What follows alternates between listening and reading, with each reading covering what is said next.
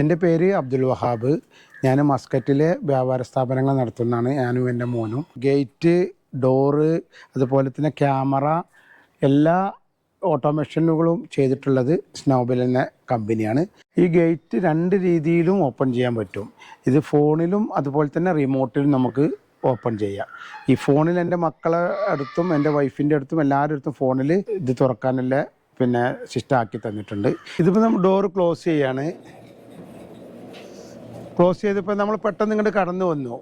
നമ്മളിപ്പോൾ ഇവിടെ നിന്ന് കഴിഞ്ഞാൽ കണ്ടോ, ഈ സെൻസർ ഉണ്ട്, ഡോർ ഓട്ടോമാറ്റിക്കായിട്ട് അവിടെ നിന്നിരിക്കും.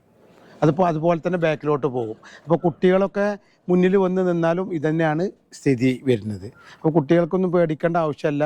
ഇപ്പോൾ ഇവിടെയൊക്കെ പറയുന്ന കേട്ടു ഇങ്ങനെ ഈ ഓട്ടോമാറ്റിക് ഡോറ് വന്നിട്ട് കുട്ടി മരിച്ചു എന്നൊക്കെ, അങ്ങനത്തെ സംഭവങ്ങളൊക്കെ ഉണ്ടായിട്ടുണ്ടാവും. ഈ സെൻസർ വെച്ചാൽ പ്രശ്നങ്ങളൊന്നും ഉണ്ടാവില്ല എന്ന് വിചാരിച്ചാൽ ഈ സെൻസർ വെച്ചിട്ടുള്ളത്. ഈ രണ്ട് ഗേറ്റിനും പാടെയാണ് ഈ ബെൽ സിസ്റ്റം വെച്ചിട്ടുള്ളത്. ഇതിപ്പോൾ നമുക്ക് ആരെങ്കിലും ഇവിടെ വന്നാൽ നമ്മൾ അടുക്കളയിൽ ഇതിൻ്റെ മോണിറ്ററിൽ നമുക്ക് കാണാം. അപ്പോൾ അവിടെ തന്നെ ഓപ്പൺ ചെയ്യാം.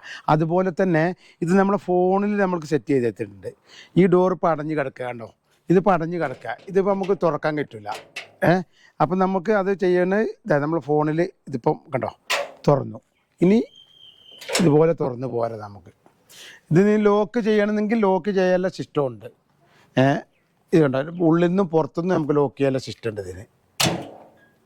കണ്ടോ, ഇത് നമ്മൾ ചാവി ഇട്ട് കഴിഞ്ഞാൽ പുറത്തുനിന്നും അതുപോലെ തന്നെ ഉള്ളിൽ നിന്നും നമുക്ക് അത് രാത്രിയൊക്കെ ഇനി മുകളിൽ കൂടെ കൈയിട്ടായിരിക്കാൻ തുറക്കാൻ പറ്റുന്നില്ല. ഇതുണ്ടായതുകൊണ്ടാണ് ആ ലോക്ക് സിസ്റ്റം ആക്കിയിട്ടുള്ളത്. ഇവിടെ ഇത് നോക്കിക്കഴിഞ്ഞാൽ ഇതിന് റിമോട്ടിൻ്റെ ആവശ്യമില്ല. ഇത് കണ്ടോ, ഫിംഗർ വെച്ച് കഴിഞ്ഞാൽ ഡോറ് തുറന്നു. അതിപ്പോൾ 4 ആൾക്കാരതാണ് നമ്മൾ ഫിംഗർ വെച്ചിട്ടുള്ളത്. എൻ്റെ വൈഫിൻ്റെത്, അതുപോലെ തന്നെ 2 മക്കളതും. ഇത് അവർ ഓട്ടോമേഷൻ ചെയ്തില്ല. ഇതിൽ ഫാന്, ലൈറ്റുകൾ, പുറത്തത്തെ എല്ലാം നമുക്ക് ഇവിടെ ഇരുന്നിട്ടും നമുക്ക് മസ്കറ്റിലാണെങ്കിലും എല്ലാം ഓഫ് ചെയ്യാൻ ചെയ്യുന്ന രീതിയിലുള്ള ഓട്ടോമേഷൻ നമുക്ക് ചെയ്ത് തന്നിട്ടുള്ളത്. ഇനി ഉള്ളിലും നമുക്ക് ഇതുപോലത്തെ ഒരു ബോർഡ് കൂടി ചെയ്തിട്ടുണ്ട്. ഈ പ്ലേറ്റിൽ AC സ്വിച്ച് വരെ കൊടുത്തിട്ടുണ്ട് കണ്ടോ.